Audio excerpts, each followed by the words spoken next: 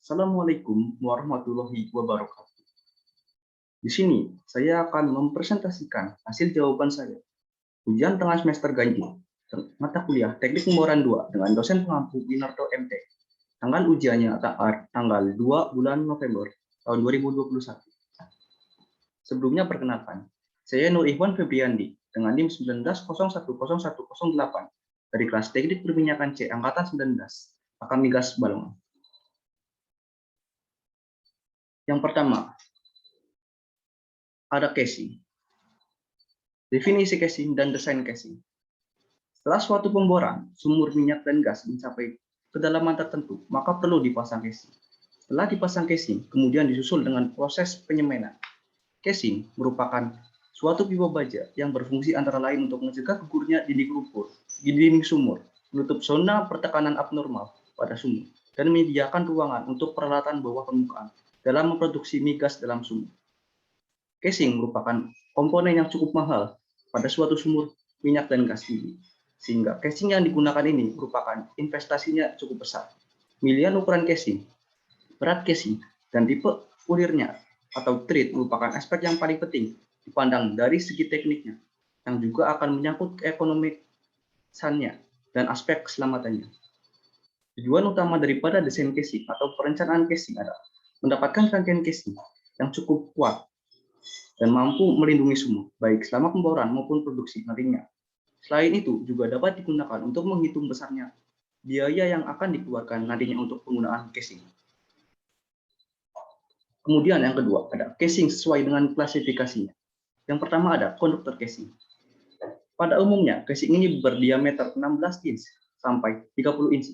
Letak kedalaman pemasangan pada umumnya antara 90 sampai 150 feet. Casing ini berfungsi untuk khusus di offshore adalah untuk melindungi diri listrik dari air laut, dipasang dari platform hingga dasar laut. Pada onshore, sebagai pelindung apabila tanah dekat permukaan tidak cukup kuat atau mudah gugur, seperti rawa-rawa, gambut, dan sebagainya. Kemudian yang kedua ada surface casing. Letak kedalaman pemasangan casing ini ditentukan oleh peraturan setempat yang menentukan pada kedalaman berapa casing tersebut harus dipasang. Casing ini disemen hingga ke permukaan. Casing ini berfungsi untuk melindungi air tanah dari kontaminasi oleh lumpur pemboran, tempat kedudukan BOP, dan wellhead, menyangga seluruh berat rangkaian berikutnya yang telah dimasukkan ke dalam sumur. Kemudian yang ketiga ada intermediate casing. Fungsi intermediate casing ialah menutup formasi-formasi yang dapat menimbulkan kesulitan selama operasi pemboran berlangsung, seperti logging cell, low circulation, tekanan abnormal, kontaminasi lumpur, dan lain sebagainya. Suatu sumur dapat mempunyai lebih dari satu intermediate casing, tergantung dari kondisi yang dihadapi selama pemboran. Kemudian yang keempat ada production casing. Casing ini apabila dipasang sampai tepat di atas formasi produktif disebut open hole completion. Sedangkan apabila dipasang sampai dasar formasi produktif maka dinamakan perforated casing completion. Fungsi dari casing ini adalah memisahkan lapisan yang mengandung minyak dari lapisan-lapisan lainnya, melindungi alat-alat produksi yang terdapat di bawah permukaan seperti pompa dan lain sebagainya. Kemudian yang kelima, ada liner. Liner mempunyai fungsi yang sama dengan production casing, tapi tidak dipasang hingga ke permukaan. Liner digunakan karena lebih pendek dan harganya yang lebih murah. Apabila pada akhir pemboran diperoleh ukuran lubang yang sangat kecil, sementara itu sumur tidak terlalu dalam, maka diperlukan ukuran casing dengan toleransi yang sangat kecil. Untuk persoalan semacam ini, digunakanlah liner. Kemudian ini ada gambarnya dari konduktor casing, surface casing, intermediate casing, production casing, sampai liner. Kemudian ada jenis sambungan. Jenis sambungan pada casing ada through thread and coupling. Round thread and coupling mempunyai bentuk ulir seperti V dan mempunyai 8 sampai 10 butir per inch.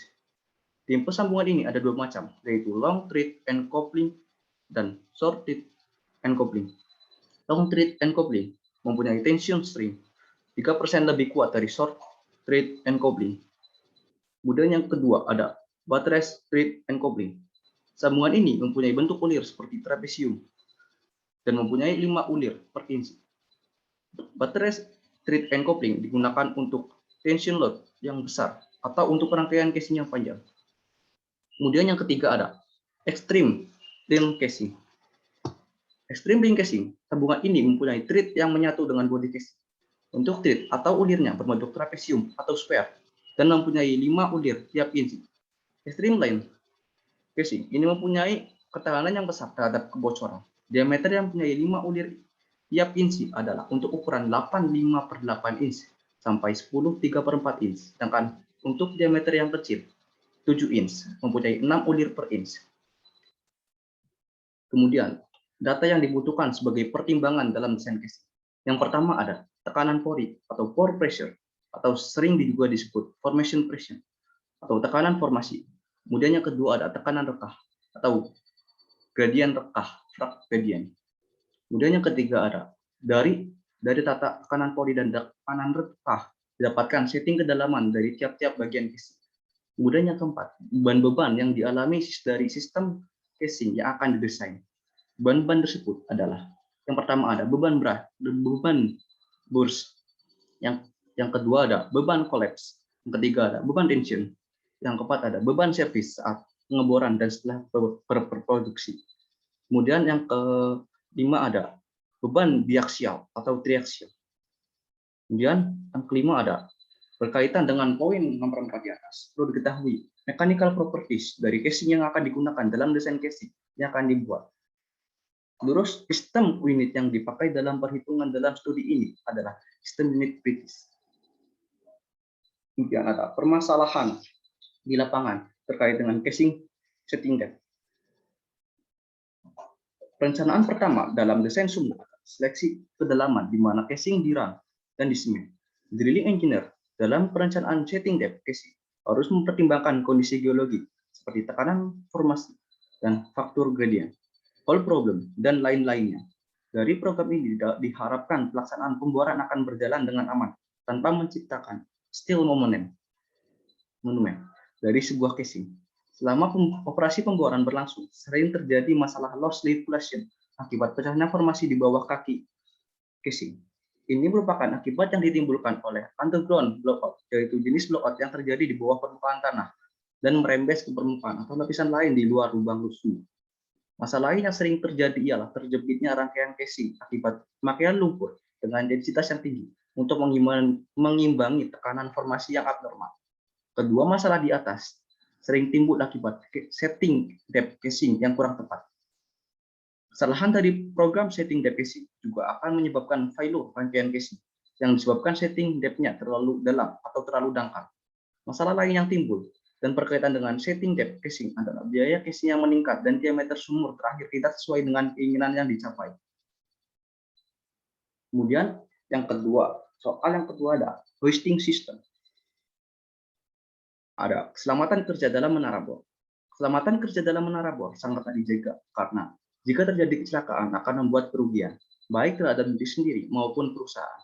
Kecelakaan dalam menara bor dapat terjadi karena kelalaian seseorang ataupun kelalaian prosedur pekerjaan. Contoh kecelakaan yang dapat terjadi seperti tertimpa alat, terjatuh dari menara, dan banyak lagi. Oleh karena itu, menara bor dan semua peralatan yang digunakan harus memiliki keselamatan kerja karena setiap saat dapat menimbulkan kecelakaan dan mengakibatkan kerugian yang besar. Kemudian ada pergantian lantai drywall. Pada waktu dilakukan penggantian lantai drywall, hal ini dapat dilakukan dengan mesin drywall yang harus dalam keadaan mati agar tidak mengganggu atau mencelakakan pekerja saat melakukan pergantian lantai drywall. Kemudian ada tool pusher. Sebagai tool pusher dan melakukan pengawasan pengerjaan pada instalasi pemboran, maka yang harus dilakukan adalah mengamati secara langsung keamanan terjadi di dalam melaksanakan pekerjaan. Tool pusher atau rig superintendent ini mewakili diri orang kontraktor di lokasi pemboran.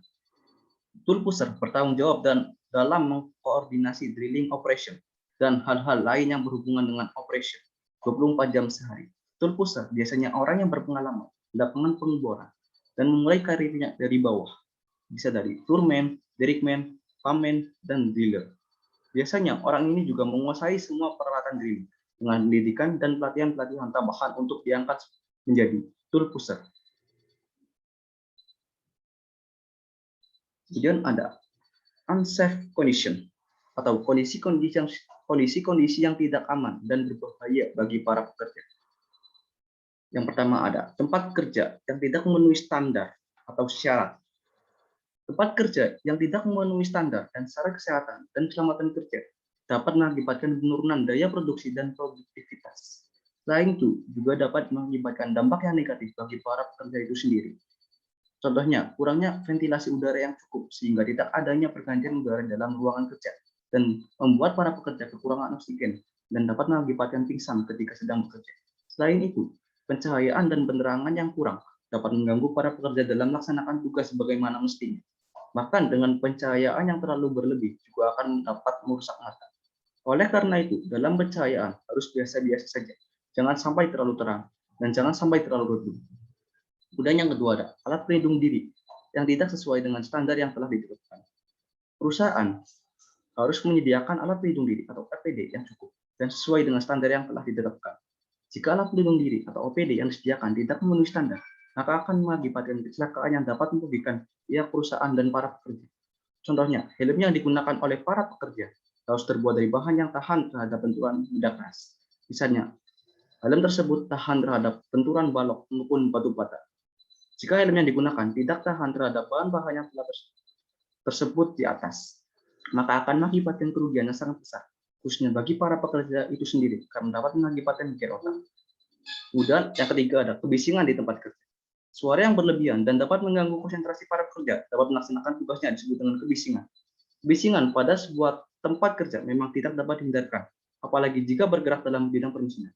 Oleh karena itu, pihak perusahaan harus mencari solusi yang tepat sehingga hal tersebut dapat diatasi dengan baik tanpa adanya masalah di kemudian hari.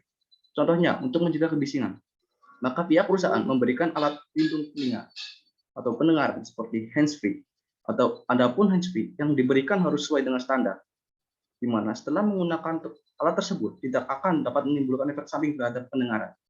Kemudian yang keempat ada waktu kerja atau jam terbang yang berlebihan. Para pekerja yang bekerja pada sebuah perusahaan harus menjaga waktu dan jam terbang. Jangan terlalu merforsir pekerjaannya sehingga lupa dengan hal-hal yang lain. Pihak perusahaan pun jangan memaksa para pekerjanya agar bekerja lembur dan lebih jam kerja seperti biasanya. Hal ini dikarenakan akan membuat para pekerja merasa lelah dan letih sehingga tidak dapat bekerja secara maksimal. Contohnya, para pekerja bekerja lembur sampai jam 2 malam. Kemudian yang kelima ada kelakuan yang tidak menyenangkan dari atasan. Seorang pimpinan yang baik adalah pimpinan yang dapat memanage anak buahnya agar dapat bekerja dengan baik dan profesional. Pimpinan jangan merendahkan anak buahnya di hadapan anak buahnya yang lain karena akan membuat minder anak buah tersebut. Dengan demikian, para pekerja tidak dapat bekerja dengan baik dan produktif. Jangan pernah membentak ataupun menggunakan kekerasan fisik dalam menghadapi para pekerja karena hal ini bukan mencerminkan kita sebagai seorang pimpinan. Contohnya, pimpinan menampar salah seorang pekerja di hadapan para pekerja lainnya. Kemudian yang kondisi yang lainnya yaitu mesin alat atau alat kerja seperti mesin yang rusak ataupun tidak berfungsi sebagaimana mestinya. Selain itu, kondisi yang tidak aman juga dapat berupa kondisi lingkungan kerja yang kurang mendukung, seperti penerangan yang kurang, kebersihan atau instalasi yang kurang baik. Kondisi tidak aman juga dapat diakibatkan oleh metode atau proses produksi yang kurang baik, pengamanan yang tidak sempurna, pelatihan kerja yang rusak, tata kelola atau housekeeping yang jelek, penerangan yang kurang, lingkungan kerja dengan paparan B3 atau radiasi, lingkungan kerja dengan kebisingan tinggi, tempat kerja yang kotor dan licin. Kemudian ada pelumasan pada kurun blok. Pada saat dilakukan pekerjaan pemberian pelumas pada kurun blok, maka traveling block harus dalam keadaan diam, tidak dalam kondisi sedang dinaik turunkan. Trail walk juga harus dihentikan pada saat pemberian pelumas pada kurun blok. Kemudian ada tugas operator rantai bor atau floorman atau rotary helper. Untuk menjadi seorang ahli yang dalam pekerjaan operator rantai bor, tentunya dibutuhkan keterampilan yang antara lain dapat merawat, melumasi peralatan bor, merawat, menangani dan mempersiapkan pipa yang akan dimasukkan ke dalam sumur pada pemboran, membersihkan dan menata pipa bor di lantai bor saat sabut pipa, lakukan pemanasan tarik kemali dan siput. Uraian tugas operator lantai bor antara lain mempersiapkan pipa bor, masukkan pipa bor ke dalam sumur, mencabut pipa bor, dan meletakkan pada tempat yang sudah disediakan. Membantu perawatan dan pemeliharaan peralatan bor, menyimpan kembali peralatan yang di gudang sesuai perintah, membantu waktu up dan down, memelihara kebersihan dan kerapian, memeriksa dan menerapkan keselamatan kerja di lantai bor. Kemudian mempersiapkan dan memasukkan pipa casing ke dalam sumur, memeriksa dan melaporkan bila ada peralatan yang rusak atau tidak normal, lakukan tugas lain sesuai perintah atau juru bor, mengikuti safety meeting, membantu kegiatan penyemanan serta kegiatan lain sesuai perintah juru bor, dan mengikuti BOP drill. Kemudian ada safety meeting periodik. Safety meeting periodik adalah salah satu kegiatan K3 yang terencana sebagai media koordinasi untuk menginformasikan segala sesuatu yang berkaitan dengan K3 pada kerja. Di antaranya adalah informasi penjelasan prosedur, isu seputar K3, kecelakaan kerja, temuan ketidaksesuaian, training singkat kepada pekerja, dan info-info lainnya. Kegiatan ini biasanya dilakukan pada pagi hari dan dihadiri oleh para pimpinan atau supervisor, ASA atau safety man, dan semua pekerja pada bagian tersebut. Semua bagian atau departemen harus melakukan kegiatan ini. Tujuan dari safety meeting periodik adalah untuk pencegahan terhadap kecelakaan kerja. Dengan kegiatan ini, pekerja akan lebih paham, mengerti, peduli, dan terhadap norma-norma K3 selama melakukan kegiatan atau proses kerja. Safety meeting periodik juga dapat digunakan sebagai media komunikasi untuk sharing mengenai masalah safety dan isu-isu yang sedang berkembang saat ini, yang berhubungan dengan pekerjaan yang akan dilakukan, dan lain-lain.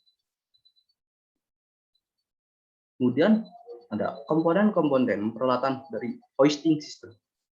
Yang pertama ada menara pipa portable atau MAS.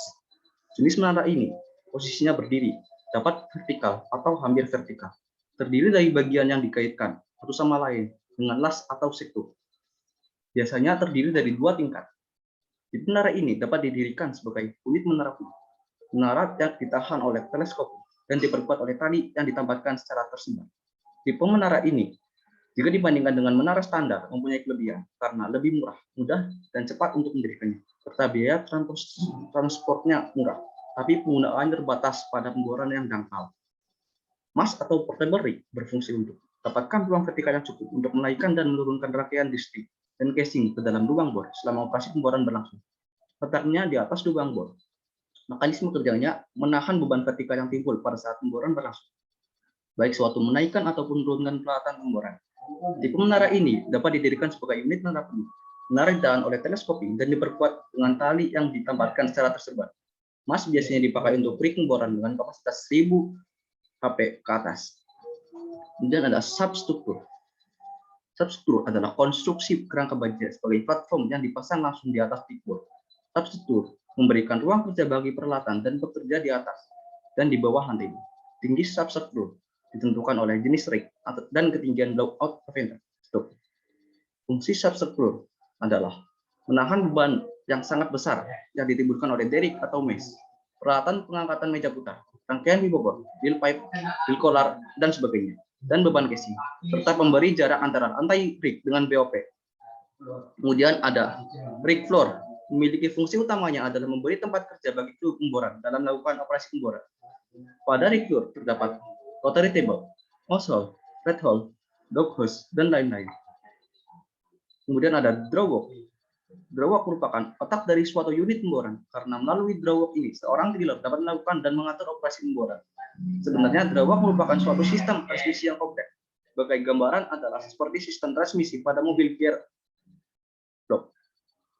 Drawwalk akan berputar bila dihubungkan dengan primover atau mesin penggerak. Drawwalk terletak di belakang derrick atau juga berada di dekat meja putar. Konstruksi drawwalk tergantung dari beban yang harus dilayani. Biasanya desain dengan horsepower atau HP, dalam dan kedalaman pemboran. Di mana kedalaman di sini harus disesuaikan dengan ukuran drill pipe-nya. Fungsi utama drawwalk adalah untuk meneruskan tekanan dari primover atau power system ke rangkaian buka bor selama operasi pemboran berlangsung. Meneruskan tenaga dari primover ke rotary drive. Meneruskan tekanan dari primover ke catch sheet untuk menyambung atau melepas bagian-bagian rangkaian di bawah. Kemudian ada crown block. Crown block merupakan kumpulan roda-roda yang ditempatkan pada puncak menara sebagai blok yang diam. Crown block berfungsi untuk melilitkan tali pemboran dan sebagai katrol untuk membuat sistem pengangkat dapat bekerja. Crown block berupa katrol-katrol pada puncak menara yang dihubungkan pada traveling block dengan menggunakan drilling line untuk meringankan beban pengangkatan berbagai peralatan pemboran. Traveling block merupakan susunan pull-pull di mana tali baja dililitkan. Hal ini memungkinkan traveling block berjalan naik turun di bawah crown block dan di atas stick block. Kemudian ada traveling block. Traveling block merupakan kumpulan roda-roda yang digantung di bawah crown block di atas lantai bor yang berfungsi sebagai blok yang bergerak naik turun untuk mengangkat hook block. Kemudian ada hook.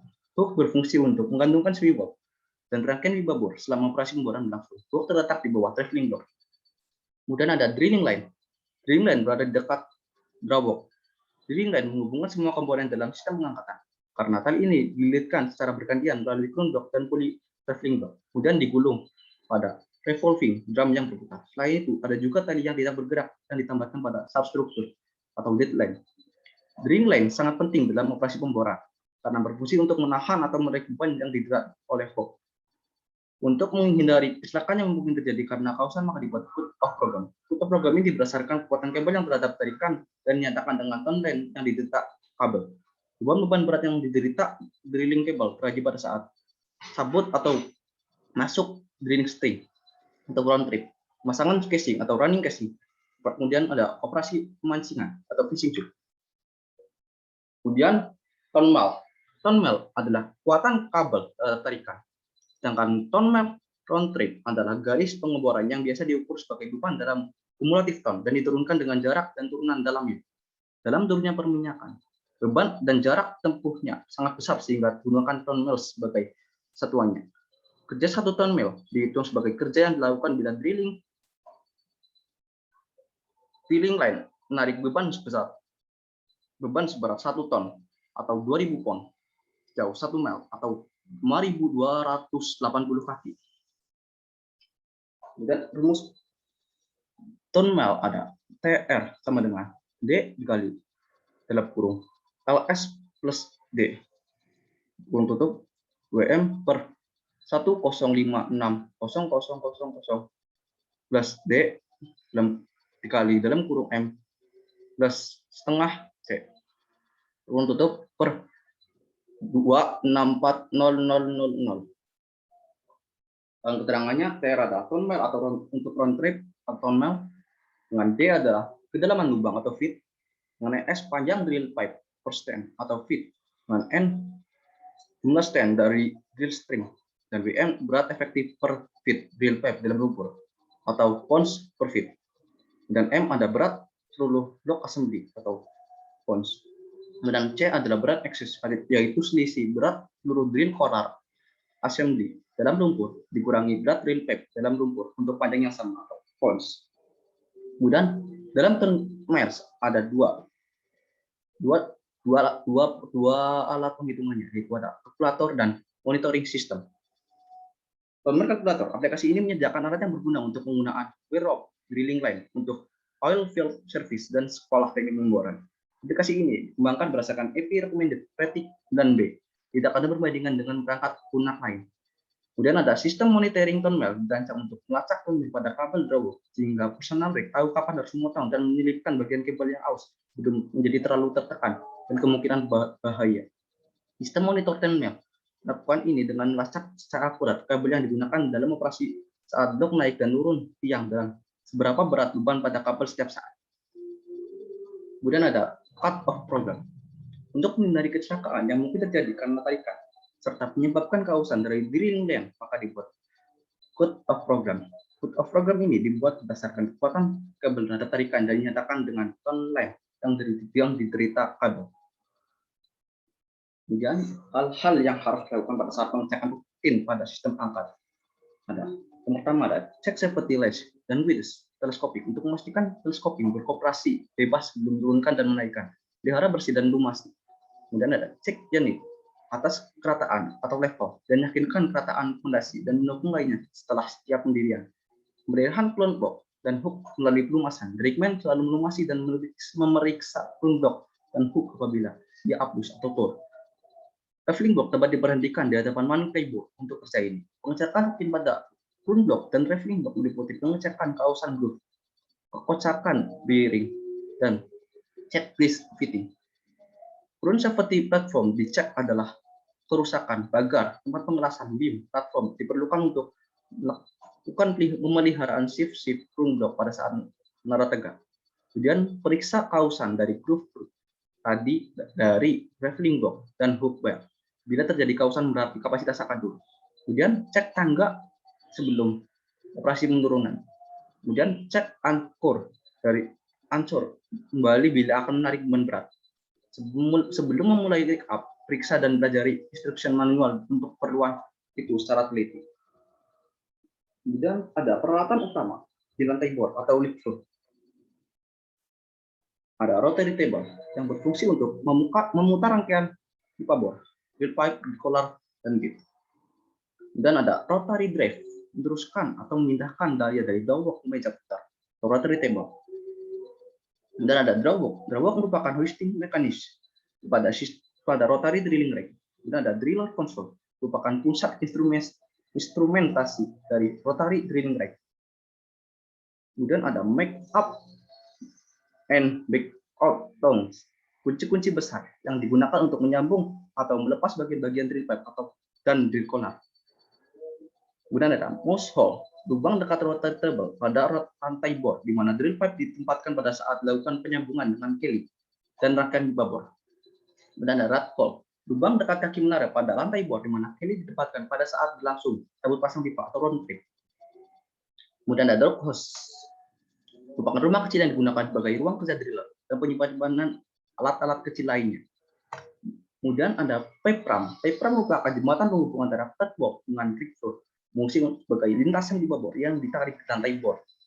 Kitwalk, kemudian ada kitwalk. Kitwalk merupakan jembatan penghubung antara pipe rack dan pipe ram, berfungsi untuk menyiapkan pipa yang akan ditarik ke lantai bor lewat pipe ram. Kemudian ada hydraulic catfish, digunakan untuk menyambung dan melepas sambungan jika dipasang drill pipe yang besar atau drill collar yang akan ditambahkan atau digunakan dari lifting pada saat perjalanan masuk atau keluar dari sumur bor. Nah, ini bagian tadi ini adalah letak-letak dari papan utama yang ada di lantai bor. Kemudian yang ketiga, soal yang ketiga ada bit atau mata bor atau pahat. Definisi bit, untuk mendapat kedalaman yang diharapkan dibutuhkan suatu alat yang letaknya dipasang di ujung rangkaian pipa pemboran yang dinamakan mata bor atau bit atau pahat. Mata bor atau bit adalah alat yang terpasang di ujung paling bawah rangkaian pipa yang langsung berhadapan dengan formasi atau batuan yang dibor. Bit atau mata bor atau bisa diartikan dengan pahat adalah pahatan yang dipasang pada ujung paling bawah dari string dan bentuk formasi. Fungsi dari bit adalah untuk membuat lubang sumur. Bit beri beban putaran dan string yang dapat menembus dan menghancurkan formasi, yang mana artinya cutting yang dihasilkan akan diangkat ke atas oleh lumpur pemboran sehingga bit akan terus-menerus menembus dan menghancurkan formasi batuan baru secara terus-menerus. Proses yang berlangsung secara terus-terusan ini akan menghasilkan lubang atau sumur. Dan ada cara kerja bit. Bit menerima beban dan putaran dari listrik yang dapat menembus dan menghancurkan formasi, yang mana nantinya cutting dihasilkan akan diangkat ke atas oleh lumpur pemboran hingga bit akan terus-menerus dan menghancurkan formasi batuan baru secara terus-menerus. Proses yang berlangsung secara terus-menerus ini akan menghasilkan lubang atau sumur. Adanya putaran dan beban yang diperoleh oleh rangkaian pipa bor di atasnya akan menyebabkan mata bor itu menghancurkan batuan yang terletak di bawah sehingga akan menembus semakin dalam batuan tersebut. Lumpur yang disirkulasikan akan keluar melalui mata bor dan menyemprotkan langsung ke batuan yang sedang dihancurkan di dasar lubang bor. Semprotan ini akan ikut membantu menghancurkan batuan itu. Batuan yang disemprot oleh lumpur tadi akan lebih mudah lagi dihancurkan oleh mata bor, sehingga dengan demikian akan diperoleh pemboran yang lebih cepat. Setiap bit mempunyai kemampuan yang berbeda-beda dalam lubang sumur. Keberhasilan operasi pemboran ditentukan oleh bit performance atau kemampuan mata bor untuk melubangi sumur setiap fit atau kaki yang maksimal. Oleh sebab itu, jenis mata bor yang digunakan harus sesuai dengan kekerasan lapisan formasi yang dibuat. Untuk mendapatkan hasil maksimal dalam operasi pemboran, maka ada beberapa hal yang harus dipertimbangkan, yaitu pertama, pilih bit yang tepat untuk membor suatu sumur. Yang kedua, ada atur beban yang cukup pada bit. Yang ketiga, ada atur putaran rotari sesuai dengan kebutuhan.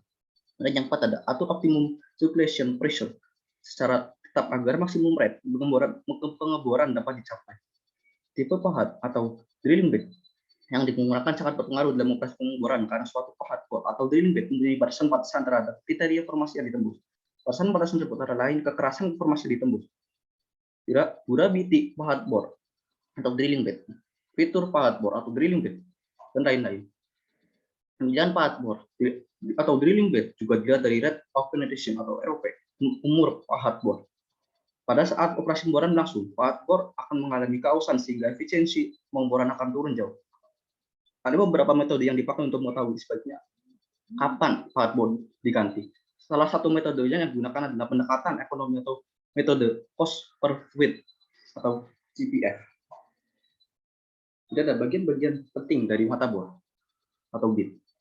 Ada yang pertama ada sink, merupakan suatu ulir atau treatment yang dimasukkan ke dalam box connection pada bottom collar atau bit sub di bawah collar. Kemudian ada bearing atau poros lacquer agar kon pada bit dapat putar dengan baik. Kemudian ada big lug, loose, merupakan peralatan yang berfungsi untuk mendudukan poros dan kon. Kemudian ada cone, merupakan roda-roda yang bergerigi dan berputar pada motherboard. Kemudian ada fluid passageway atau JIT, merupakan unsur yang terdapat pada bottom bit yang berfungsi untuk menyemprotkan lumpur langsung ke formasi. Kemudian ada jenis-jenis motherboard. Ada drag bit, merupakan bit pada rotary drilling tertua yang tetap masih dipakai. Bit ini dipakai untuk formasi yang sangat lunak dan lunak. Cara pengerusakan batuan adalah dengan pengerukan atau scraping dengan WOB, break on bit rendah, dan RPM, rotation per menit tinggi, serta dikombinasikan dengan fluid velocity yang tinggi. Tipe drag bit ada 4Y drag bit atau bit yang lebih tahan lama dan mengebor lubang yang lebih lurus. Sini ada fotonya, yaitu yang warna abu-abu. Kemudian ada resealable blade atau bit yang paling hemat biaya serta serbaguna. Sistem blade memungkinkan Anda mengganti satu blade yang sudah aus atau rusak dibandingkan mengganti seluruh mata pisau. Sini ada fotonya, ada gambarnya, yaitu yang warna merah itu. Kemudian ada rough cutter blades soft formation, bit yang cenderung mengebor lebih cepat. Dan gambarnya adalah yang warna biru. Kemudian ada mill-tooth bit. Mill-tooth bit adalah motherboard tricon dengan gigi baja pada setiap pucuk yang terbuat dari jenis baja yang sama. Dengan bagian utama motherboard, mill-tooth bit memiliki gigi yang panjang dan digiling sebagai bagian integral dari kerucut bit. Awalnya, bit memotong memiliki kerucut yang dikerjakan sebagai bahan pengerucut oleh pabrik. Karenanya mereka disebut bit gigi pabrik. Mill-tooth bit adalah motherboard tricon dengan gigi baja pada setiap pucuk yang terbuat dari jenis baja yang sama dengan bagian utama motherboard. Cone bit ini giginya terbuat dari baja tempat yang berkualitas tinggi dan diperkeras permukaannya dengan carbureted serta dilapisi serbuk tungsten carbide. Untuk formasi lunak berbentuk panjang dan bersudut kecil atau tajam, tak tersusun jarang. Untuk formasi yang makin keras berbentuk lebih pendek dan bersudut besar serta tersusun rapat. Sini ada bagian-bagian dari mill-tooth bit. Ada carbide tooth, compact, pierpoint, low, middle flow, fertile arching, dead nozzle, row, shank shoulder, fertile, wedge supervise, dan mill tooth. Kemudian ada insert tooth bit. Semua gigi terbuat dari tungsten carbide yang ditanam dan dipres dengan mesin pada kon yang terbuat dari alloy steel.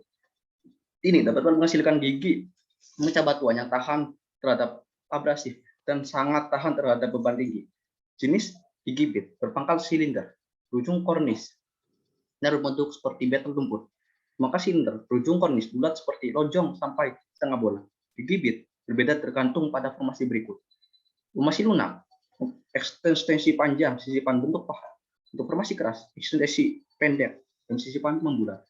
Ini ada bagian-bagian dari insert tooth bit. Ada back flow valve, round ring, pin connection, pin solder, air tube, nozzle neck tool, lug, air PC to bearing, circle insert, jaws bevel insert, jaws insert, air exit slot, cutter cone, kemudian ada nose insert cone and journal, terus button, kemudian ada inner roller bearing, dan ada ball bearing, outer roller bearing, kemudian ada circle hedging, kemudian ada ball retaining pin, kemudian ada ball retaining pin, dan ada air basic to bearing.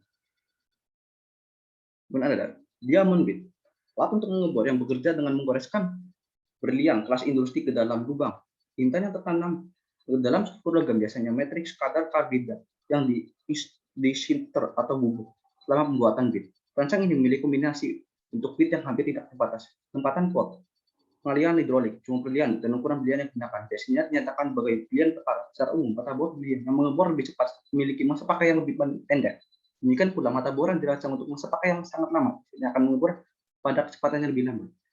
Jika bit memiliki jumlah belian yang relatif tinggi dibandingkan dengan bit lainnya, dikatakan defisit dan memiliki daya tahan yang lebih tinggi. Sebuah bit ringan di sisi lain mengebor lebih agresif, tetapi lebih cepat aus karena lebih sedikit belian yang bekerja. Kekerasan dan ketahanannya merata, terbuat dari diamond asli. Bibit-bit berlian digunakan pada hari-hari awal untuk kuring formasi yang sangat keras. Bit berlian pertama sangat mahal dibandingkan dengan bit lurat yang membuatnya kurang ekonomis dan untuk operasi murah. Kebalikan kemudian membantu bit berlian jadi lebih efektif untuk pengeboran. Diamond bit tidak perlu menggunakan drop yang besar. Di sini ada bagian-bagian dari natural diamond bit, ada primary fluid courses, comfort port, secondary fluid, dan courses. Di sini ada juga slot diamond patch with diamond. Kemudian ada standard gauge, crown gauge, boot gauge broad. Kemudian ada tension grade carbide coating, kemudian jung slot, tension carbide insert, kemudian ada shank breaker slot, MP connection thread. Di sini ada PDC juga atau polystyrene diamond bit juga karena bagian-bagiannya hampir sama, cuma bedanya ada di bagian atas dari mata boardnya. Kemudian ada polycrystalline diamond compact atau PDC. Alat bor yang menggunakan memotong polycrystalline diamond compact untuk mencukur batuan dengan gerakan menggores terus-menerus.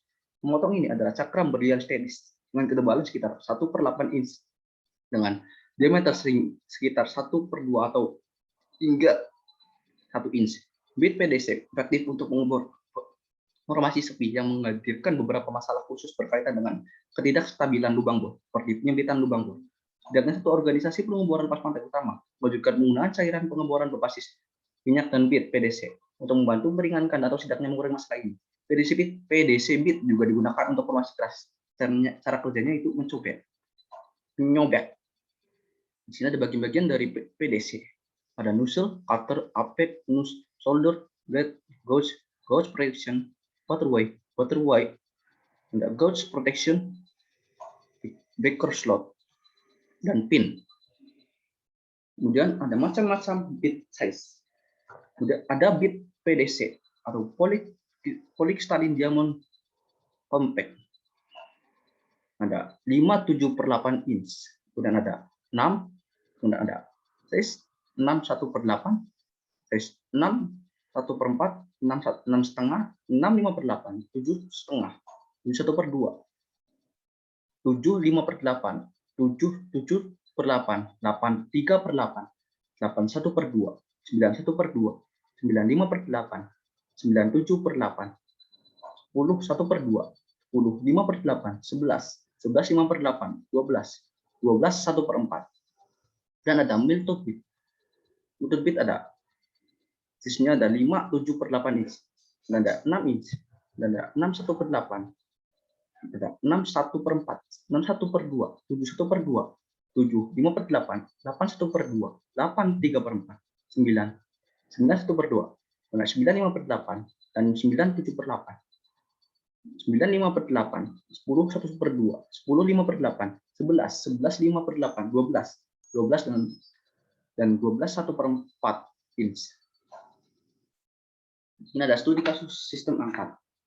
Diketahui, gagal pemboran sumur Dekling 007 lapangan Tasawi akan dilaksanakan dengan rincian setiap proyek sebagai berikut.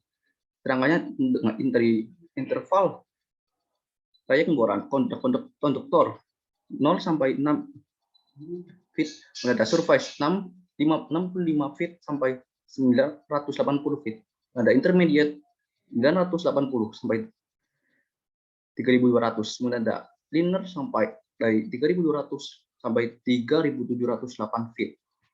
Diameternya ada 26 konduktor, surface 17/1/2, 12/1/4, 81/2, casingnya nggak ada, terus ukurannya ada 20 untuk konduktor, 19 3/8 surface, intermediate 95/8, linear ada 7. Grade-nya kali 55, 94 pounds per feet. Kemudian ada kali 55, 34,5 pounds per feet untuk surface. Kemudian intermediate ada ke 55 untuk 10 pounds per feet. Ke 55 43,5 pounds per feet. Ada M980 47 pounds per feet. Itu untuk intermediate. Dan untuk lindernya ke 55 26 pounds per feet. Dalamannya untuk tor 0 sampai 65 feet. Dan 6 kemudian surface untuk 65 sampai 980 feet. Dan untuk intermediate 0 sampai 70 sampai 388 sampai 3200. Dan untuk liner ada 3000 sampai 3708 feet.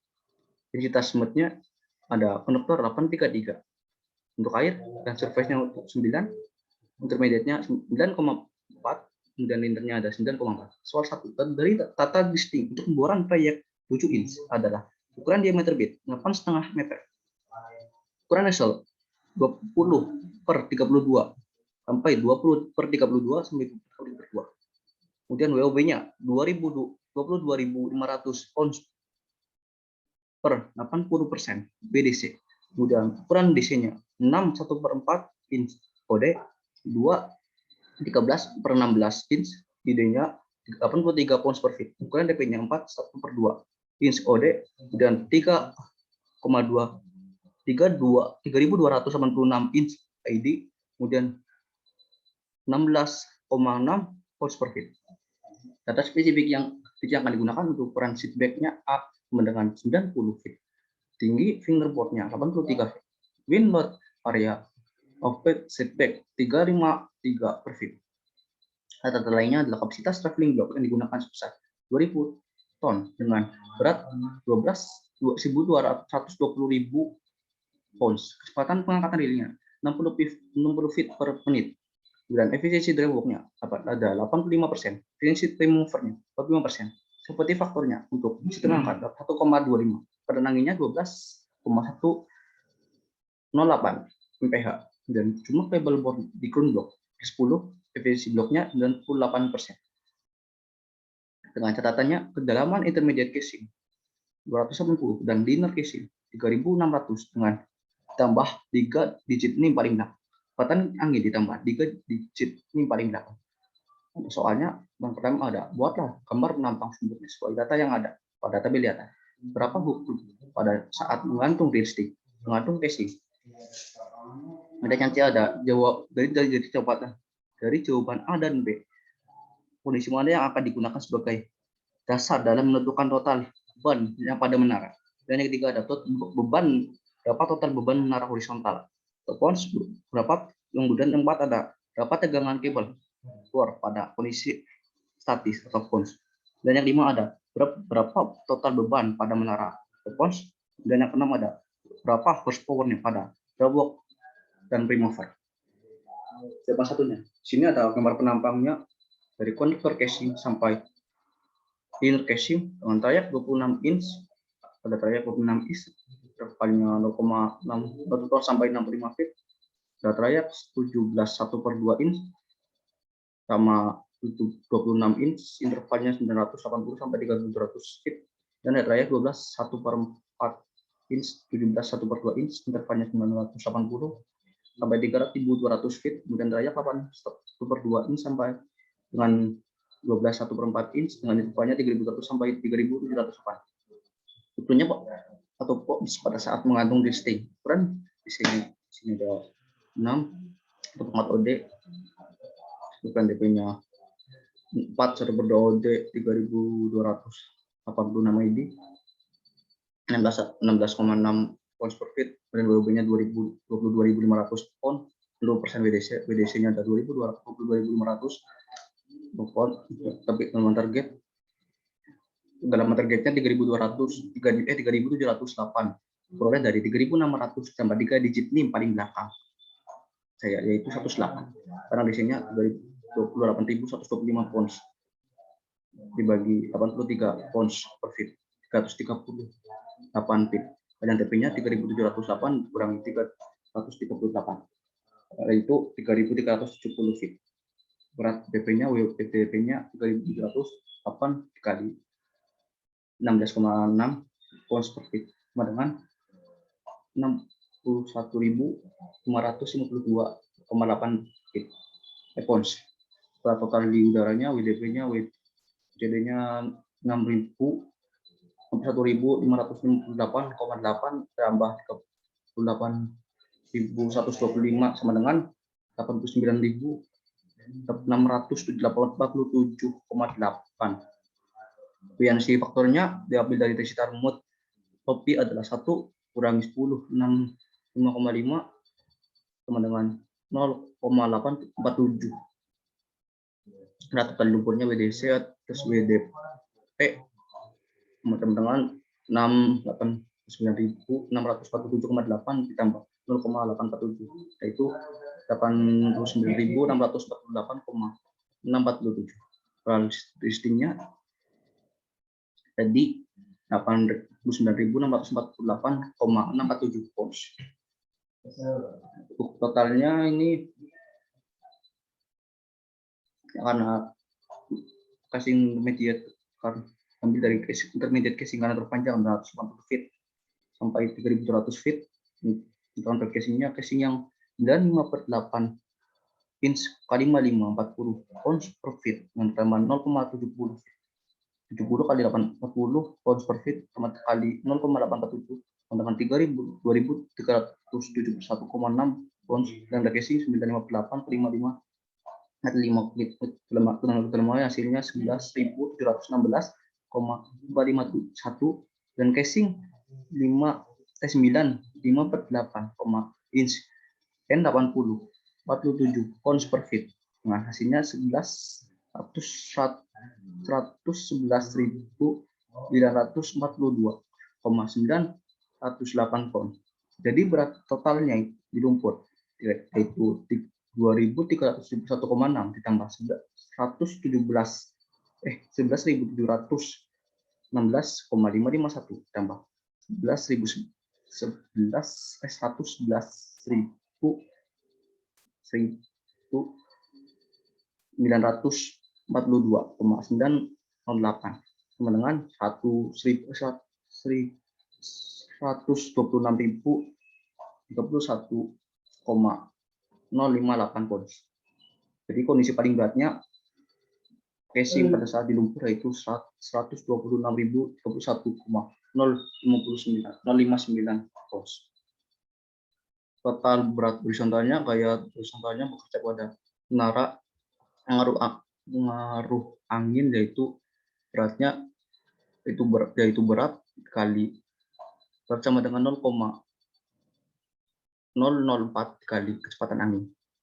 Jadi hasilnya 0,86 pounds per feet. Itu kecepatan angin 12,108 karena ditambah dengan ini saya.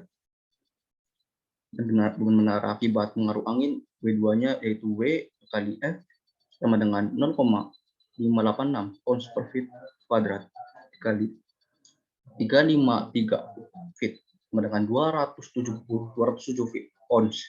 Dan horizontal pada pipa putar yang pada menara jauhannya dengan pounds kali WDS kali sin alfa 3.708 kali 16,6 kali sin 2,5 derajat sama dengan 2.684,855 dengan total beban menara horizontalnya yaitu S1 sama dengan COH plus W2 dalam kurung 0,9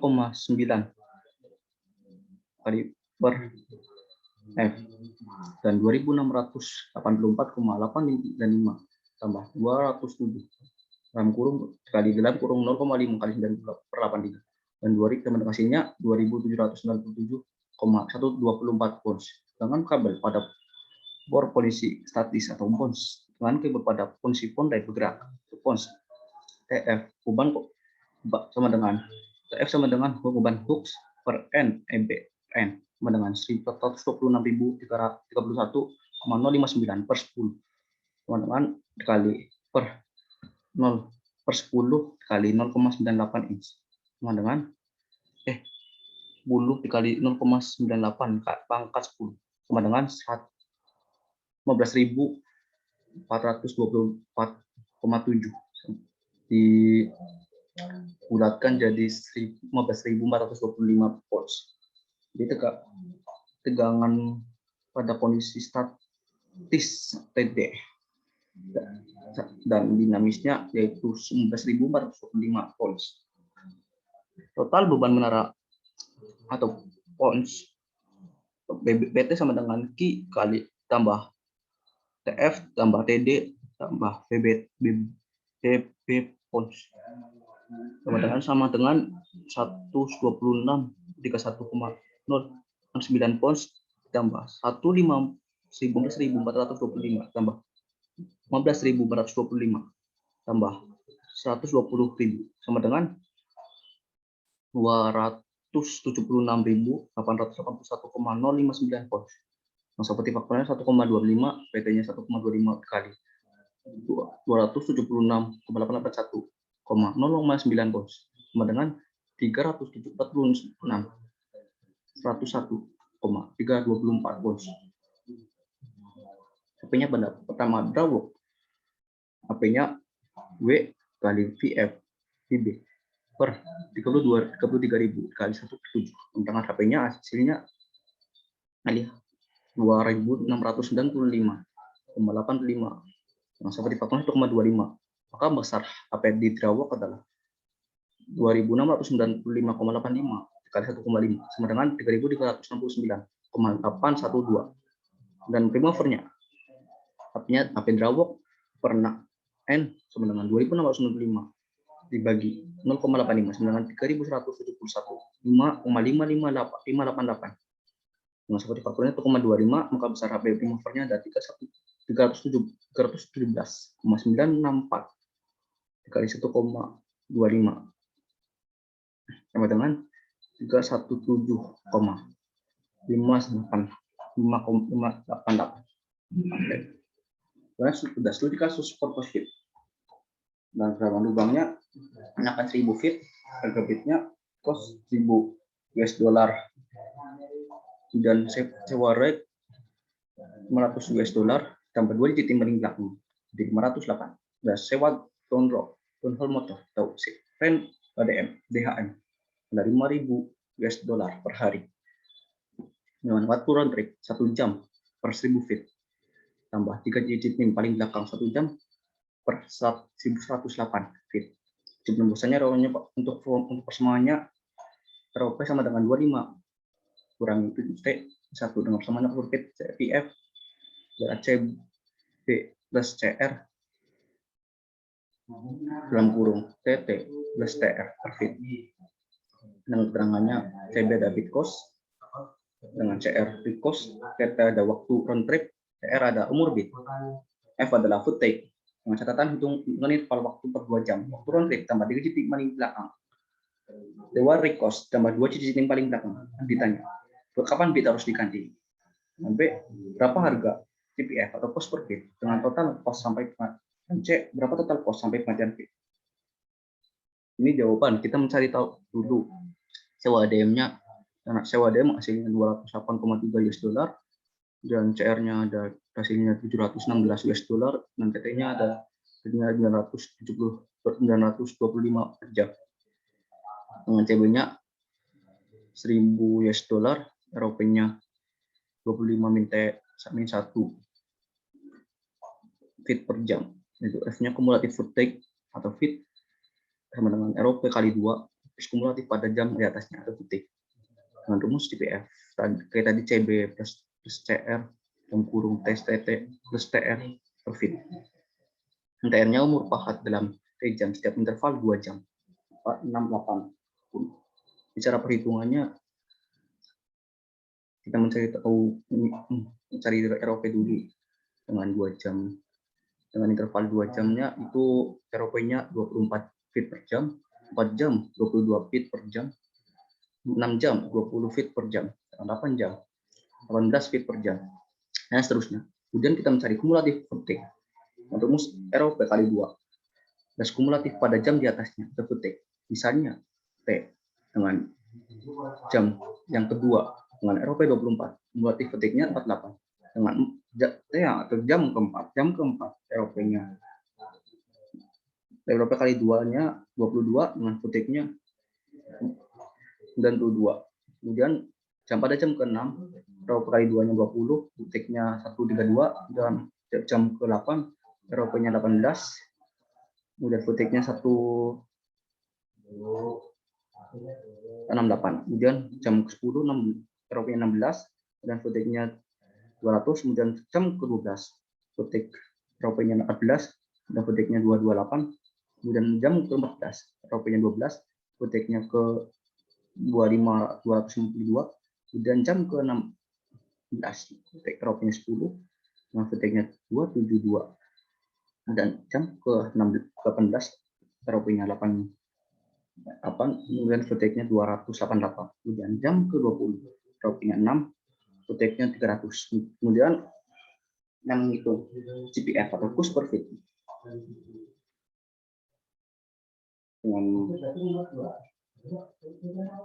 dengan rumusnya ini ada CPF sama dengan CB plus CR kali TT plus TR per F. Kemudian dari diketahui TT-nya 9,025 jam dan TR-nya interval 2 jam. CPF yang pertama ada jam kedua ada CPF-nya 185,3 US dollar per feet. Kemudian ada jam keempat CPF-nya 112,2 US dollar per feet. Kemudian jam ke-6 ada CPF-nya dan 49,1 US dollar per feet. Dan jam ke-8 ada CPF-nya 78,5 US dollar per feet. Kemudian jam ke-10 ada CPF-nya 73,1 US dollar per feet. Kemudian jam ke-12 ada CPF-nya 70,4 US dollar per feet. Jam ke-14 CPF-nya 69,4 US dollar per feet.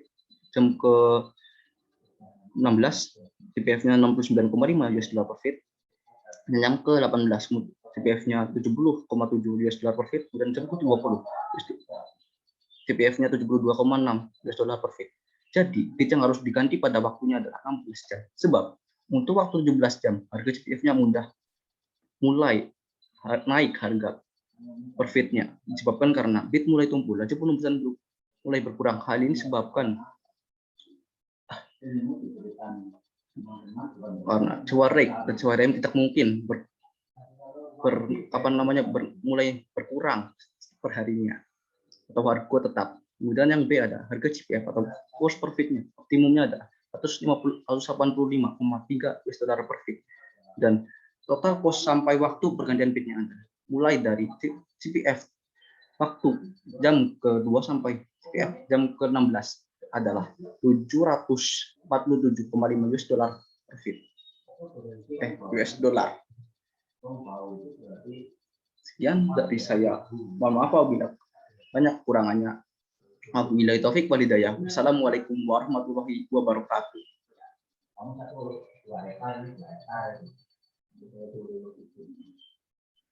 Yang satu,